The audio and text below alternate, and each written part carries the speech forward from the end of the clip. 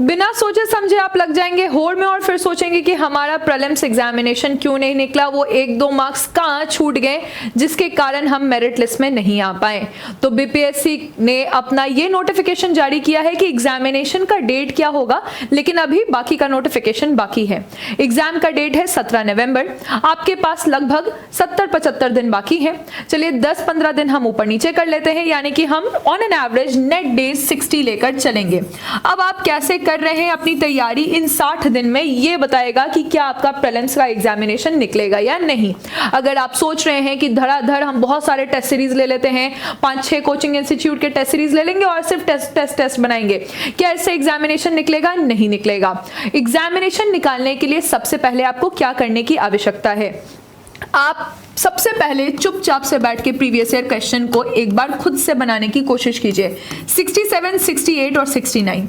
उसके बाद जो भी आपके मार्क्स आएंगे, जो भी आपके अंक आ रहे हैं, उसको एनालाइज करने की कोशिश कीजिए। ऐसे बहुत सारे ऐप्स भी हैं जिससे आप टेस्ट देते हैं तो वो बता देगा ऐप कि आपके कहाँ कमजोर हैं, यानी कि आपको समझना है कि आप कहाँ पे कमजोर हैं, आप कहाँ पे वीक पड़ रहे हैं, वो कौन सा सेक्टर है जहाँ पे आपके मार्क्स कम आ रहे हैं। ज्यादातर स्टूडेंट्स के मार्क्स कम आते हैं साइंस में, जो कि बहुत ही स्कोरिंग है, लेकिन यहाँ पे आप गड़बड़ा जाते हैं। उसके बाद हिस्ट्री का वो पोर्शन जो कि बिहार स्पेशल का हिस्ट्री है, तो बिहार स्पेशल का लेकिन हिस्ट्री वाला पोर्शन, क्योंकि ज्यादातर ज्योग्राफी में या फिर जब आप इकोनॉमिक सर्वे या बजट पढ़िएगा तो इकोनॉमिक्स आप ठीक कर देते हैं, लेकिन बिहार का जो हिस्ट्री वाला पोर्शन है यहाँ पे भी बच्चे गड़बड़ कर जाते हैं।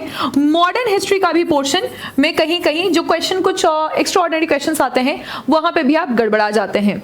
तो आपको अपने वीक एरियाज, मैंने एक जनरल स्टडी आपको बताई है, अपने वीक एरियाज मार्क करने पड़ेंगे। फिर टेस्ट में आपको पता चलेगा कि कहां पे आप ब्लंडर्स कर रहे हैं, है ना। ब्लंडर यानी कि आता था लेकिन गलती कर दी है। बहुत अच्छे से ज्योग्राफी में रिवर पढ़ा था हमने, लेकिन हमें याद नहीं रहा, हमने रिवाइज नहीं किया। तो अब आपको अपना स्टेटस पता चलेगा। स्टेटस में आपको कुछ ऐसे सब्जेक्ट्स मिलेंगे जो कि आपके वीक सब्जेक्ट्स हैं, कुछ ऐसे सब्जेक्ट्स मिलेंगे जो कि आपके स्ट्रॉन्ग सब्जेक्ट्स थे, लेकिन अब वो रिविजन नहीं होने के कारण वीक हो गए हैं। और कहीं आपको कुछ ऐसे सब्जेक्ट्स भी दिखेंगे जहां पे आप अच्छा खासा अभी भी स्कोर कर रहे हैं। आपका इंपॉर्टेंट पॉइंट है, सब्जेक्ट के अंदर भी ऐसे बहुत सारे सेगमेंट्स हो सकते हैं, जैसे पॉलिटी में ही हो सकता है कि स्टार्टिंग के फंडामेंटल राइट्स, पार्लियामेंट आपकी स्ट्रांग है, लेकिन constitutional non constitutional body strong नहीं है। तो सेगमेंट्स भी आपके इस तरह से आपको विभाजित समझ में आ जाएंगे। जब आप प्रीवियस ईयर क्वेश्चन को एनालाइज कर लीजिएगा तो आपको समझ में आएगा कि बीपीएससी कहां से सवाल पूछ रहा है। इसके साथ साथ बीपीएससी के द्वारा लिए गए जो भी एग्जामिनेशन है, जैसे मोटर व्हीकल है या टीआरई है, उनके क्वेश्चंस को भी देखने की कोशिश कीजिए, तो आपको समझ में आएगा बीपीएससी सवाल कहां से पूछ रहा है। इसमें करंट का एक बहुत इंपॉर्टेंट रोल होता है, करंट अफेयर्स का एक बहुत इंपॉर्टेंट रोल होता है, क्योंकि पॉलिटी, हिस्ट्री, ज्योग्राफी और साइंस के वही क्वेश्चन पूछे जाते हैं जो कि करंट में है। तो अब आपको अपना पहले एरिया समझना है। एकदम होड़ में लग के सब कोई क्या कर रहे हैं, सारे कोचिंग वाले क्या बता रहे हैं, वैसे आप परफॉर्म ना करें। सबसे पहले आप अपने आप को समझें और एक कस्टमाइज रूटीन बनाएं। जो भी आपका वीक सब्जेक्ट है, जब आपको सबसे ज्यादा एनर्जी रहती है, जैसे सुबह पढ़ने वाले बच्चे सुबह 5 बजे से लेकर 8 बजे तक बहुत अच्छा पढ़ते हैं, रात में पढ़ने वाले बच्चे ये 10 बजे से लेकर 2 बजे तक एक अच्छा आउटपुट देते हैं। तो जो भी आपका सबसे अच्छा आउटपुट वाला समय है, उसमें आप अपने वीक सब्जेक्ट्स को रगड़ के पढ़िए, जिसमें बिहार स्पेशल है, साइंस है, हिस्ट्री है, तो यहाँ से ज्यादा क्वेश्चन आते हैं। जो दिन भर का समय है उसमें आप अपने करंट अफेयर्स को एक बार जैसे आपके पास अगर मंथली मैगजीन है, जहां से भी आपने पढ़ा है, आपके पास मंथली मैगजीन है, आप उसको एक बार रिवाइज कर लीजिए। आपने कोई कोचिंग से पढ़ा है, उसके नोट्स को रिवाइज कर लीजिए। कहीं से भी नहीं पढ़ा है आपने, तो हमारा एक प्यारा सा बैच है, कीर्ति बैच, जो कि मेरे ही नाम पे है, और इस बैच में मेरी पूरी जिम्मेदारी है। यहां से भी आप पढ़ सकते हैं। इस बैचेस की क्लासेस जो हैं वो 11 बजे से लेकर 12:30 बजे तक होती है, यानी कि दिन का समय हमने करंट अफेयर्स में दे दिया है। अब जब आपको बिल्कुल भी पढ़ने का मन नहीं करेगा तो एक काम कीजिए कि प्रीवियस ईयर क्वेश्चन उठाइए बीपीएससी का, और उसके मैथ्स में 10-10 क्वेश्चन मैथ्स और रीजनिंग के पूछे रहते हैं। ये आप काम करना शुरू कीजिए। यानी अभी अगर आपको लगता है कि आपका दिमाग अभी भी कहीं और जगह इस तरह से छितराया हुआ है, डेविएटेड है दिमाग आपका, तो उसको पहले तो आप शुरू के 10 दिन एक जगह एक फोकस वे में लाने की कोशिश कीजिए। जब ये फोकस लाइन में आ जाएगा, आपका 50% काम बन जाएगा। प्रीवियस ईयर क्वेश्चन देखिएगा, आपका 40% काम और बन गया, यानी 90% काम आपका हो गया है। आपने अपने आप को समझ लिया है, अब बस 10% काम ही होता है पढ़ने का। तो वीक सब्जेक्ट जब मैक्सिमम आउटपुट है तब आपको उठाना है, सुबह भी हो सकता है, रात भी हो सकता है। दिन के समय आप करंट अफेयर्स पढ़िए, आपको कहीं और डायरेक्शन नहीं मिल रहा है, आप इस बैच पे पूरी तरह से आधारित हो सकते हैं। और फिर नहीं पढ़ने का मन है तो आप मैथ्स पढ़िए। उसके बाद जब आपको फ्रेश माइंड होता है, जैसे जनरली क्या होता है कि दिन में 1 घंटे बच्चे सो जाते हैं और फिर उठते हैं शाम में, है ना, फ्रेश माइंड आता है, उस समय आप एक काम कीजिए कि आप अपने रिवीजन वाले सब्जेक्ट्स को उठाइए। जैसे हमने पढ़ा था ज्योग्राफी, इंडियन ज्योग्राफी, हमने पॉलिटी पढ़ा था, लेकिन हमें याद नहीं है इस चीजें, तो आप अपने आप को रिवाइज करने के मोड में डालिए कि चीजों को रिवाइज करें। यानी मैक्सिमम रिवीजन यहाँ पे बहुत जरूरी है, मैक्सिमम रिवीजन बहुत जरूरी है। जब आपको ऐसा लगे कि आज हमने बहुत ज्यादा हिस्ट्री पढ़ी है, तो आइए हिस्ट्री के क्वेश्चंस बनाते हैं। क्वेश्चन के सोर्स आप कहीं पे भी ले सकते हैं, आप कोई मॉक टेस्ट ले रहे हैं या फिर आप प्रीवियस ईयर जो घटना चक्र वाला बुक आता है वहां से प्रीवियस ईयर क्वेश्चन उठा के आप देख सकते हैं कि हमारे क्वेश्चंस बन रहे हैं या नहीं। ऐसे तो आपको बहुत इररिलेवेंट क्वेश्चंस भी दिखेंगे मार्केट में कि कुछ भी पूछ लिया गया है, उससे आपको डिमोटिवेट नहीं होना है।